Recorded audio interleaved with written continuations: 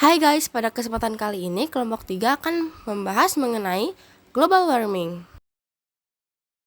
Nah, sebelum kita masuk ke materi, aku bakal memperkenalkan anggota di kelompok 3. Pertama ada Kayla Ramadhani, Nijma Maulida, Nisri Nadia, Salma Ananda, dan Zaidan Faras.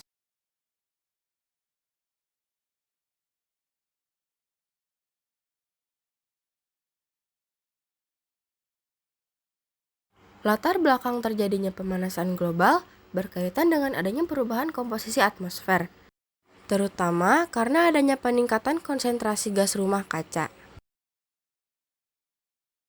Tujuan pembelajaran kali ini, kita bisa mengetahui pengertian global warming, mengetahui penyebab dan dampak global warming, mengetahui apa saja ciri-ciri global warming, dan lain-lain. Pengertian global warming atau pemanasan global adalah suatu bentuk ketidakseimbangan ekosistem di bumi akibat terjadinya proses peningkatan suhu rata-rata atmosfer, laut, dan daratan di bumi. Selama kurang lebih 100 tahun terakhir, suhu rata-rata di permukaan bumi telah meningkat 0,74 sampai dengan kurang lebih 0,18 derajat Celcius. Selanjutnya ada ciri-ciri global warming. Yang pertama, karbon dioksida jumlahnya lebih banyak di atmosfer.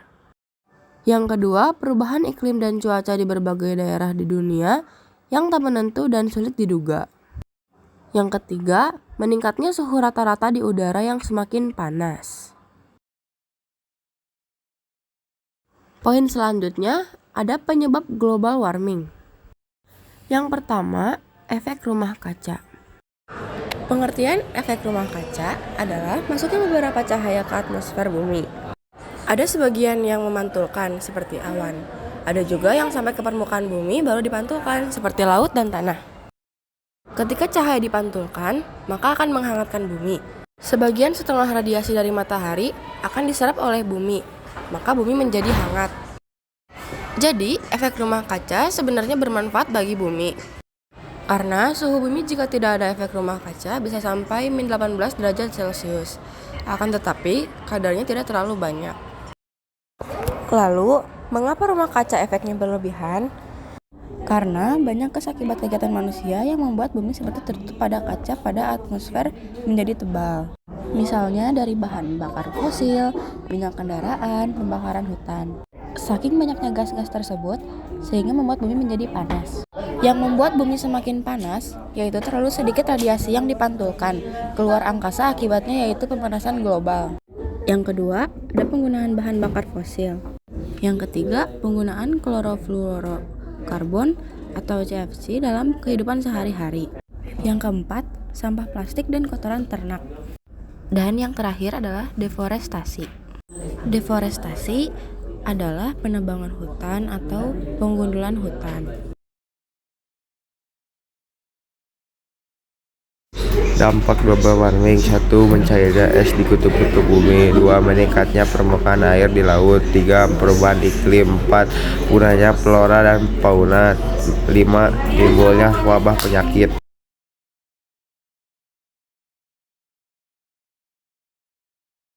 Solusi mengatasi global warming: 1. Mengurangi konsumsi daging dan mengganti dengan sumber makanan nabati. 2. Penanaman hutan kembali atau reboisasi.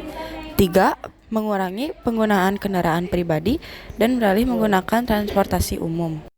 Yang keempat, menghemat energi. Yang kelima, mengurangi penggunaan plastik.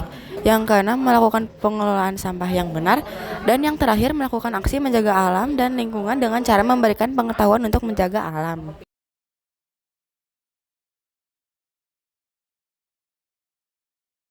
Kenapa sih kita harus belajar global warming? Yang pertama, karena dapat menambah wawasan yang lebih luas tentang pemanasan global. Yang kedua, dapat mengenal lebih dalam tentang keadaan alam. Dan yang terakhir, menjadi motivasi untuk menjaga dan menumbuhkan rasa cinta terhadap alam.